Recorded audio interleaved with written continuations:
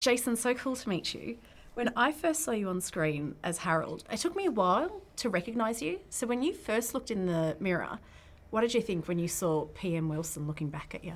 Well, the makeup team particularly had done Louise Cole's done this incredible job with me. And yeah, it was reassuring to see that I looked like him. Yeah. I felt like him, spoke like him perhaps, I think. So that's important because I think, it kind of, an audience can relax, I think, in knowing that, you are looking at, you can think about what he's saying and why he's saying it, necessarily, you can accept that. So yeah, it's a bit of a shock. I mean, quite a shock having so much hair. I've heard you say that walking to set sometimes there'd be a little bit of a panic going, oh my God, what am I doing? This is massive. Yeah. Why?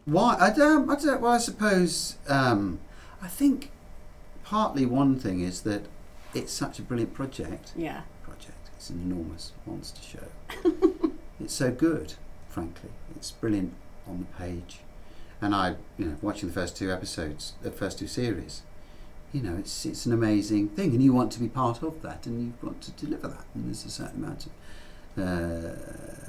concern that that's going to happen. Yeah. So, but it takes a couple of minutes, and then you're back in, and everything's fine. I mean, if you could just waltz into any job and just be easy, then perhaps you're not stretching yourself enough. True. Does it help though that when you are walking in, you're walking into these amazing sets as well, and you are in that, the fat suit, the hair, lots of hair. Lots of hair. Is that easier to get into character straight away?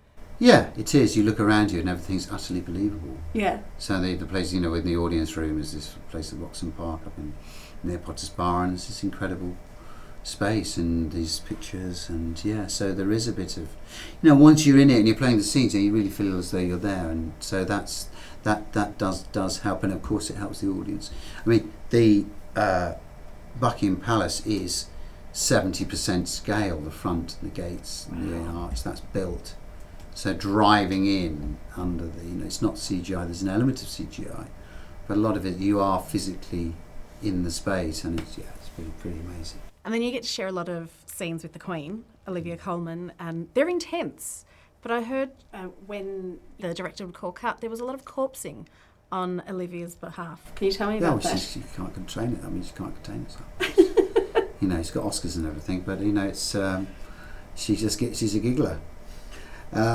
She's a very emotional person. What can I say? And I mean, there is in the second episode. There's a limerick episode where the limericks that are shared between the American president and Margaret, President Johnson, are pretty blue. Let's say pretty rude, and so they relate them to each other. And there was a bit of laughter in that, but it's very funny. And you've got to deliver it. You don't want to lose it. You talk about being part of iconic show. This is a massive iconic show, but you were also part of another massive one, and I have to ask you about it, Line of Duty. Oh, yeah. Do people still come up to you and talk, like I am doing right now, and talk to you about that show? Yeah, I mean, that's got twists and turns, and it's a wonderful sort of thriller, isn't it? And it's a great character that I played, and very lucky to have that sort of gem of a scene, particular scene in that.